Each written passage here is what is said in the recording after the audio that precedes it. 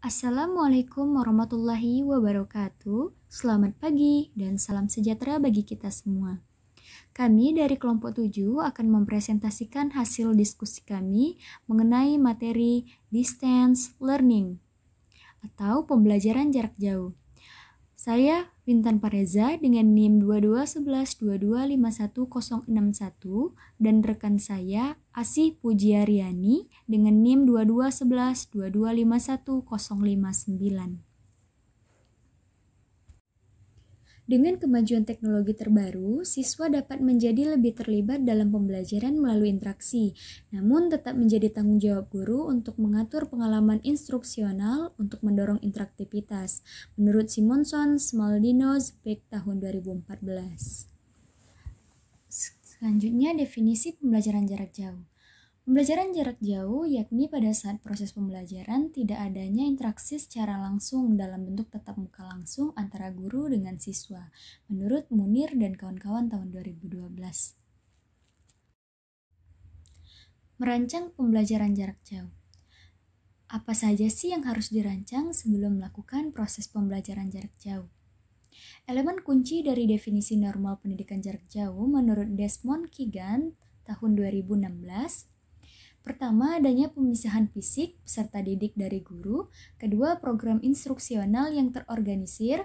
Ketiga, teknologi telekomunikasi. Dan yang terakhir, komunikasi dua arah. Pelibatan siswa dalam pembelajaran jarak jauh. Pertama, kita harus memfasilitasi pengalaman belajar yang melibatkan siswa. Kedua, memodelkan dan mempromosikan pembelajaran dan tanggung jawab untuk kerja mandiri dan kolaboratif. Ketiga, melibatkan peserta didik dalam partisipasi aktif dengan guru dan satu sama lain.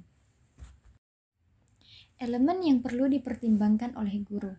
Pertama, mengatur dan mengurutkan konten yang berkaitan dengan hasil yang diinginkan. Kedua, mengetahui sumber daya apa yang tersedia. Ketiga, mengetahui pengalaman apa yang dimiliki siswa dengan sistem pembelajaran jarak jauh yang diinginkan. Dan yang keempat, mengetahui apa yang perlu dilakukan siswa untuk memastikan pengalaman belajar yang berkualitas. Akses siswa ke materi sumber. Sebagai seorang guru, kita harus memastikan bahwa siswa memiliki akses secara penuh ke materi sumber yang penting untuk pengalaman belajar. Misalnya, buku di pusat media atau akses ke sumber daya online. Selanjutnya, mengajar dari jarak jauh. Yang pertama ada strategi dan pendekatan. Saat merancang instruksi, guru perlu mempertimbangkan pengaturan dan teknologi yang tersedia. Kedua, jenis sumber daya teknologi, yaitu dapat berupa audio, video, dan sumber berbasis tes. Dan yang terakhir yaitu masalah kritis. Beberapa masalah pembelajaran jarak jauh seperti keamanan, pemantauan penggunaan siswa, kebijakan penggunaan yang dapat diterima, netiquette, dan kewarganegaraan digital.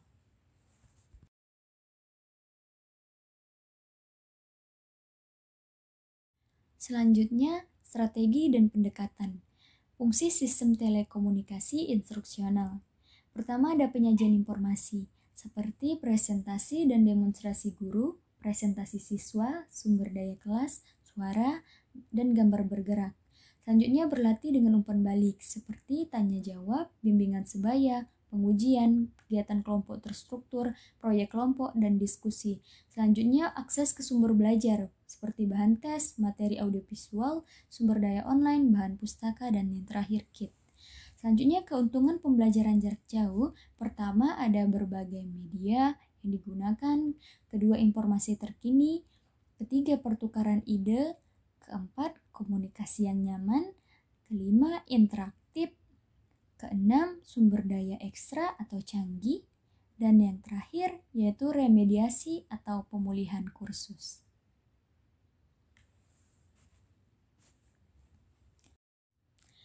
Keterbatasan pembelajaran jarak jauh. Yang pertama yaitu materi yang tidak sesuai, kedua hak cipta, ketiga kesulitan mencari informasi, keempat dukungan, kelima kurangnya kontrol kualitas, keenam biaya, ketujuh intimidasi, Dan yang kedelapan yaitu pengalaman terbatas yang menggunakan sistem.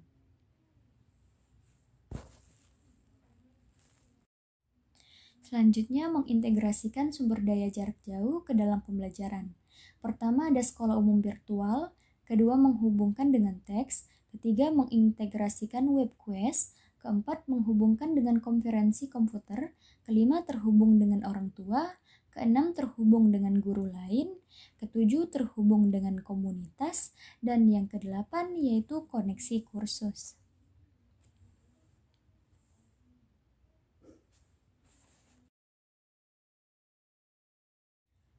Sumber daya jaringan.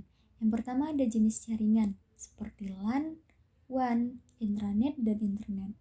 LAN yang paling sederhana dari semua jaringan, yaitu jaringan area lokal yang menghubungkan komputer dalam area terbatas, biasanya ruang kelas, gedung, atau laboratorium. Yang kedua ada WAN. WAN adalah jaringan area luas yang melampaui dinding ruangan atau bangunan. Ketiga ada intranet. Intranet adalah jaringan khusus yang disebut intranet yang digunakan secara internal oleh sekolah atau organisasi. Dan yang terakhir internet adalah interkoneksi global jaringan komputer dengan koleksi jutaan jaringan komputer yang melayani miliaran orang di seluruh dunia.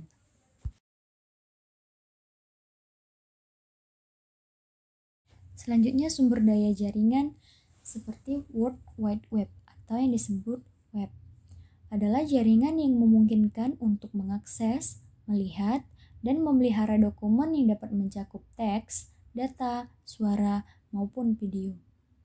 Hal ini juga tidak terpisah dari adanya internet.